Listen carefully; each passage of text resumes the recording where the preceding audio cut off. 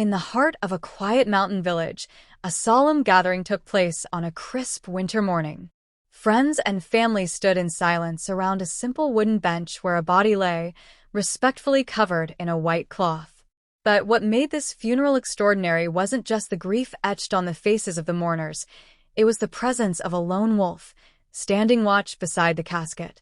The wolf's name was Shadow. Years earlier, the man being mourned, Thomas, a retired wildlife biologist, had found Shadow as a wounded pup during a hiking trip. Abandoned, starving, and barely clinging to life, Shadow had been caught in a poacher's snare. Most would have walked away, fearing the wild instincts of such a creature. But not Thomas. He brought the pup home, nursed him back to health, and built a bond that defied nature's boundaries. Though Shadow eventually returned to the wild, he never forgot Thomas. Villagers often whispered about a large wolf watching from the tree line whenever Thomas walked the forest trails. When Thomas passed, Shadow somehow knew. No one called him. No one led him there. Yet on the morning of the funeral, he appeared, silent, dignified, and alert. He stood among humans as if he belonged, eyes locked on the casket that held the man who once saved his life. As the service ended and people began to leave, Shadow did something no one expected. He stepped forward, lay beside the casket, and let out a single, haunting howl, a sound of grief, but also of gratitude. Then, in silence, he placed his head gently on the ground and stayed there for hours, refusing to leave until the sun had dipped below the mountains. To this day, villagers say Shadow returns each year on the same date, sitting quietly by the grave for hours, honoring the man who showed him kindness. A powerful reminder that even the wildest hearts remember love, and that sometimes loyalty transcends species. The years passed, and Thomas's story became legend in the village. Children grew up hearing tales of the bond between man and beast, of how a wolf's loyalty outlasted even death. But Shadow's visits never stopped. Without fail, every winter, just as the snow began to fall, villagers would catch sight of him, a silent silhouette by the grave, his breath forming clouds in the cold air, his eyes filled with memory. Then one year, something changed. A young girl named Alara, Thomas's granddaughter, decided to follow in her grandfather's footsteps. Fascinated by his life's work and the mysterious connection with Shadow, she began spending time near the forest edge, hoping to catch a glimpse of the legendary wolf. She brought food, spoke gently into the trees, and even read aloud from her grandfather's old journal. At first, nothing. But on the anniversary of Thomas's passing, as Alara knelt by the grave to leave a small wooden carving she'd made, she heard a soft rustle behind her. Turning slowly, she saw him. Older now, his fur touched with gray, his eyes as deep and golden as the stories had said. Shadow stood at the edge of the trees, watching her. And then, something astonishing happened. Shadow stepped forward. Not toward the grave, but toward Alara. He stopped a few feet away and gently placed a small bundle at her feet. Wrapped in leaves was a carved stone, clearly not made by human hands, perhaps something Shadow had carried, something he treasured. A gift. A symbol. Alara reached out slowly. Shadow didn't move. And in that quiet, snowy moment, the bond that once existed between Thomas and Shadow passed to a new generation. But Shadow's return wasn't just a tribute anymore. It was a warning. Strange signs had begun appearing in the forest, traps, deforestation, and unfamiliar scents. Something was coming, threatening the balance Thomas had once protected. And now, with Shadow and Alara bound by legacy and fate, a new chapter was beginning, one that would test the strength of their connection and the secrets the forest had yet to reveal. The winter deepened, and Alara began to notice more signs of disturbance in the forest, trees felled by machines, tracks of heavy boots where no villagers ventured, and worst of all, a rusted trap not far from the place where Shadow had first met Thomas. She took the trap home, laying it beside her grandfather's journals. Page after page spoke of conservation, harmony, and quiet warnings about what would happen if the forest's balance was ever broken. But Thomas had written of something else too, an old, almost forgotten legend of the mountain. A guardian of the wild, born of wolf and spirit, would appear in times of great peril, but only to those who had earned the forest's trust. Could Shadow be more than just a wolf? Driven by curiosity and concern, Alara returned to the woods daily, documenting changes and tracking both animal and human signs. Shadow was never far behind, silently trailing her, watching over her like a sentinel. Their bond deepened, not just through shared grief, but through purpose.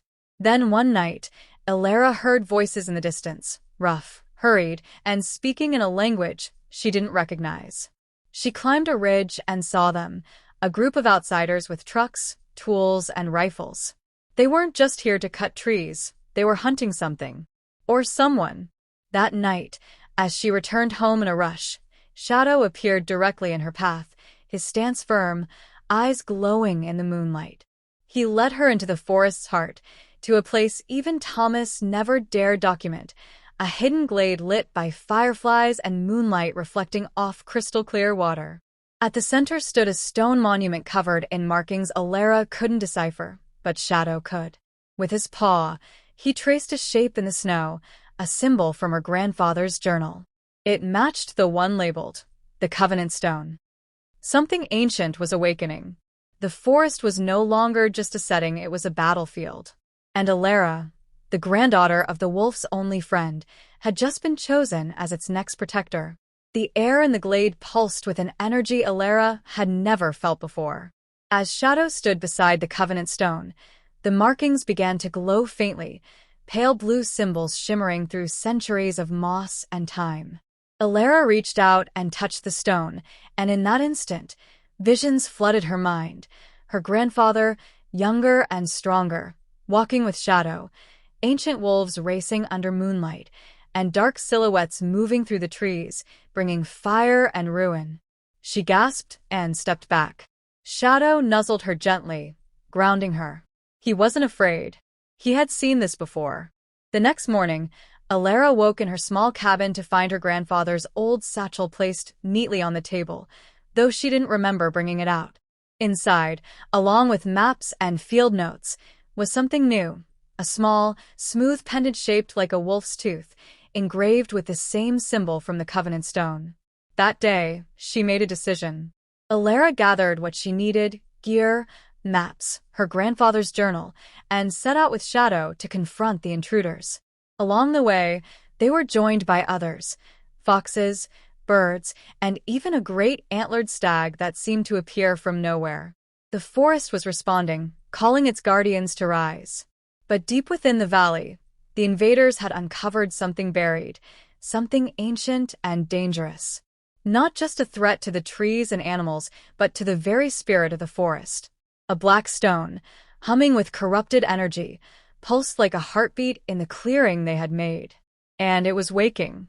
As Alara and Shadow crept closer, unseen by the armed men, the raven's message changed everything. For days, Alara prepared, poring over her grandfather's maps, gathering supplies, and rereading his final, fragmented entries, descriptions of ancient energy lines across the world, of guardians born under different skies, each tied to a sacred creature and a sleeping stone. He had written of a great convergence, an era when the stones would stir again, drawing light and shadow into a final reckoning. And he had feared he wouldn't live to see it. He was right. But he never expected his granddaughter to be the one answering the call. Alara left at first light, walking beyond the reach of the village, into lands she had only seen drawn in ink.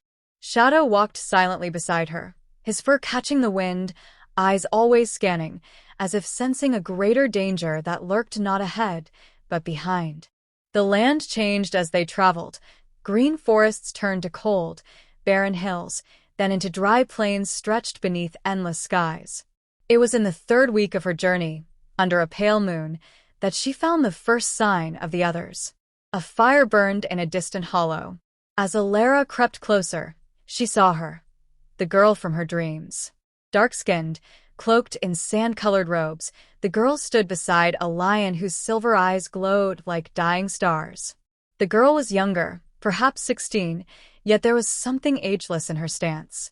A staff of carved bone and braided metal hung across her back, and a pendant, not unlike Alera's, glowed faintly on her chest. They locked eyes. No fear. No surprise. As if they had always known this meeting would come. "You heard it too," the girl said in a voice that echoed like wind through a canyon. "The raven," Alera nodded. "The stone." "I am Amara," she replied. "The flame of Sanu. My people have guarded the eastern stone for generations. But now it is cracking." As if summoned by her words, a tremor passed through the earth. They sat by the fire, sharing stories, though words were almost unnecessary. Both bore the same scars, the same weight. As dawn broke, Amara led Alera to the edge of a vast desert. There, half buried in sand, was a stone twice the size of a man, pulsing with dull, angry light. Cracks split its surface like veins of shadow, and the ground around it was scorched and lifeless. "It's waking," Amara whispered. "But not like before," Alera added. "This feels wrong." Amara nodded. "It's not just the stone. Something is feeding it." In the days that followed, they uncovered the truth. A syndicate of mercenaries and scientists had been digging across the desert, disturbing sacred places for power. They had found a way to harness the stone's energy, corrupting it, channeling it into weapons and machines. Their leader, an exile known only as Kale, was once a guardian candidate, trained in the northern temples, but cast out for abusing the bond between beast and spirit. Now he was building an army. Alera and Amara knew they couldn't face him alone. So they set out to find the others. Their journey took them across oceans and over frozen mountains. In a jungle choked by mist and thorns, they found Kyan, the silent tracker who moved with a panther as black as night. In the Isles of the West Wind, they met Lyra, a stormcaller bound to a great white hawk that could split the sky with its cry. And in the deepest tundras, beyond where maps dared go, they discovered Eric, a giant of a man with eyes like ice and a polar bear that moved like a ghost. Each had heard the call. Each had been chosen. And each bore the mark of a guardian. Together, they formed a circle of six guardians, 6 beasts, and 6 stones waiting to be healed or consumed. But with every step forward, Kale's influence grew. Entire forests withered where his machines passed. Villages vanished overnight. Whispers of beasts turned mad by corrupted energy spread like plague. When the 6 finally stood before Kale's fortress, carved into the belly of a dead mountain, they saw it, the Heartstone, a massive, blackened crystal at the center of a storm that stretched across the horizon. It pulsed with the energy of all the corrupted stones, drawing in light, twisting life into nightmare. Kale stood atop the tower, cloaked in darkness, his voice echoing like thunder. "You call yourselves guardians? You're relics. The world doesn't need protectors. It needs rulers." The final battle was brutal. The earth cracked. The skies bled fire. Beasts clashed, spirits screamed, and the mountain trembled. But Alera remembered what her grandfather had written. "We are not here to rule the wild. We are here to remember we are part of it." She called to the forest, to the wind, to the waters. And they answered. The Heartstone shattered, and with it, Kale's ambition. His army fell, his machines silenced. When it was over, silence reigned. But the Guardians knew this was not the end. The stones had awakened. Their power could not be unmade. Only watched, only guarded. So they each returned to their lands, to teach, to protect, and to wait. Alera returned home, where the forest welcomed her like an old friend. Shadow remained at her side, always watching, always ready. And in her cabin, on the first page of a new journal, she wrote, "Years passed." Alera's story became legend, told in hushed tones around fires, passed through whispered songs, etched in the secret places of the forest. Children grew up hearing of the girl who walked with a wolf and stood against a storm of a world gone mad. Some believed it, some didn't, but the forest remembered. And so did Alera. Though peace had returned, it was fragile. She could feel it in the wind, too still. In the soil, too quiet. The stones had stopped pulsing, but they hadn't gone silent. Not truly. Sometimes, in dreams, she still heard them, calling, weeping, warning. One morning, as the frost clung to the edges of her cabin windows, a message arrived. Not by raven, not by word, but in the form of a stranger. A boy no older than 12, with wild eyes and soot on his clothes. He came limping out of the trees, clutching something wrapped in burlap. Alara took him in, fed him, waited. When he finally spoke, his voice trembled. They're digging again.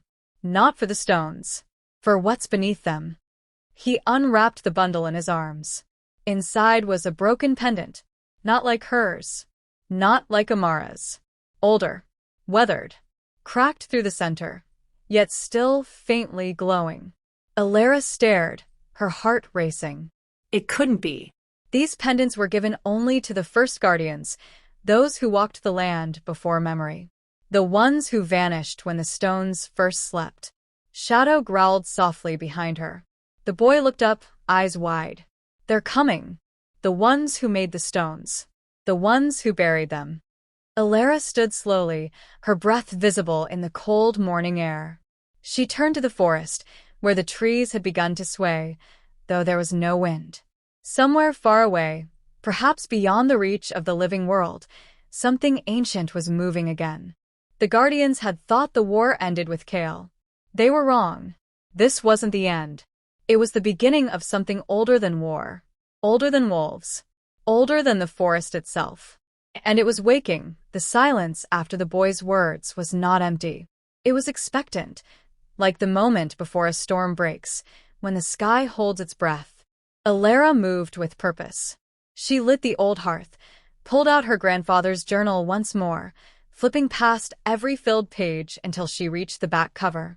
There, scrawled in faint ink, was a drawing she had never